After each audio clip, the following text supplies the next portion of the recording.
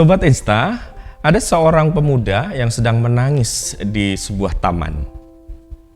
Dia menangis karena dia baru saja diputus oleh pacarnya dan pacarnya melakukan perselingkuhan dengan pria lain. Selang beberapa waktu kemudian datanglah seorang kakek dan dia bertanya kepada pemuda itu, "Hei pemuda, kenapa kamu menangis terseduh-seduh?" Pemuda itu menjawab, "Aku sedang sedih, Kek. Aku sudah diputus oleh pacarku yang sangat aku cintai. Dia tidak setia, dia selingkuh dengan cowok lain. Dan rasanya aku mau mati saja. Dan rasanya Tuhan itu nggak adil. Kenapa ini terjadi padaku?" Lalu kakek itu dengan tertawa berkata, "Kamu pemuda, dasar pemuda lemah. Bodoh kamu itu." Mendengar perkataan kakek ini, pemuda ini merasa tersinggung.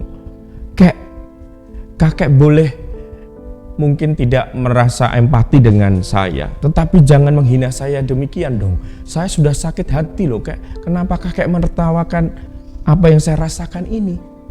Apa salah saya? Lalu kakek itu berkata demikian, yang seharusnya sedih, yang seharusnya menangis itu bukan kamu, tetapi perempuan itu atau pacar kamu itu. Loh kenapa, Kek? Karena pacar kamu itu atau mantan kamu itu, dia sudah kehilangan orang yang sangat mencintainya. Sedangkan kamu hanya kehilangan orang yang tidak mencintaimu. Jadi seharusnya yang sedih, yang kecewa, yang menangis itu dia. Karena itu kamu tidak perlu sedih lagi. Karena dia tidak mencintai kamu dengan sungguh-sungguh. Sobat Insta semuanya, kadang-kadang dalam hidup ini kita menjadi tawar hati, kita menjadi berhenti untuk mengasihi orang lain karena sikap ataupun respon dari orang-orang yang kita kasihi, orang yang kita cintai itu tidak sesuai dengan apa yang kita inginkan.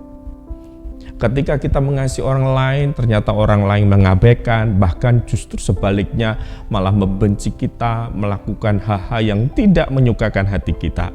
Lalu kita berhenti, lalu kita putus asa. Ya, nggak ada gunanya saya memperhatikan dia, saya mengasihi dia. Ini kepada siapapun ya.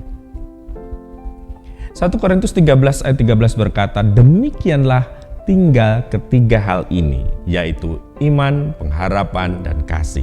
Dan yang paling besar di antaranya ialah kasih." Sobat Insta semuanya, kasih dalam hal ini adalah berfokus kepada Tuhan dan sesama. Bagaimana kasih kita kepada Tuhan? Bagaimana kita mengasihi sesama? Tentu dengan kasih Tuhan ketika kita sudah mengalami kasih Tuhan. Karena itu kasih Tuhan adalah kasih sejati.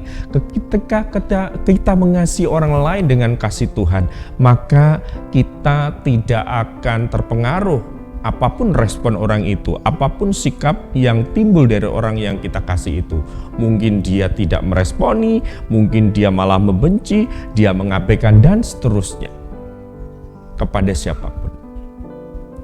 Ingat, kasih sejati daripada Allah itu kasih yang selalu memberi, kasih yang selalu mencintai, berkorban dan seterusnya. Jadi kalau misalnya ada orang-orang yang kita perhatikan, kita kasihi ya, mereka tidak sesuai dengan sikapnya, tidak sesuai dengan apa yang kita inginkan, artinya ya jangan selalu terus putus asa.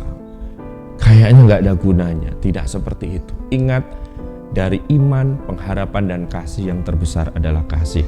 Tetap mengasihi orang lain, tetap mengasihi sesama kita, bahkan orang yang mungkin mengecewakan kita. Ya. Dan mungkin kasih ini adalah sebuah aktivitas yang bersifat boros dalam tanda petik.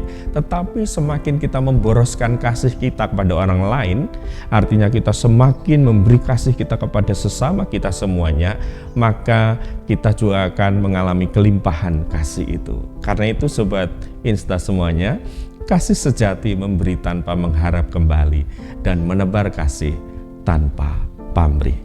Tetap mengasihi dengan kasih Kristus. Cintailah sesamamu, kepada siapapun kita mengasihi. Tetap semangat. Tuhan selalu memberkati kita semuanya. Dan salam Insta, inspirasi untuk kita.